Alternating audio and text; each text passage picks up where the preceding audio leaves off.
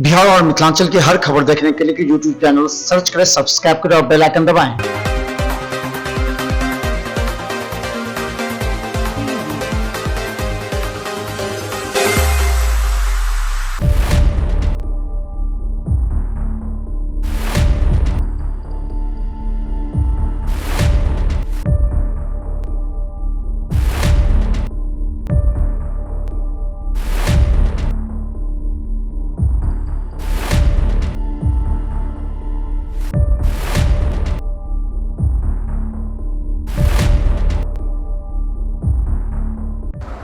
दरभंगा से बड़ी खबर बता दें कि आज एक महिला की हत्या कर दी गई है।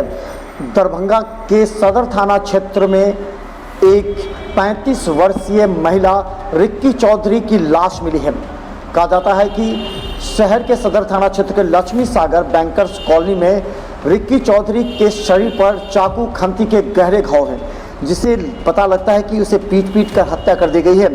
सदर थाना प्रभारी मृतका के घर पर पहुंचे हैं। कहा जाता है कि उसके पति का नाम रमन कुमार चौधरी उर्फ बबलू है, जो मौके वारदात से फरार बताया जा रहा है।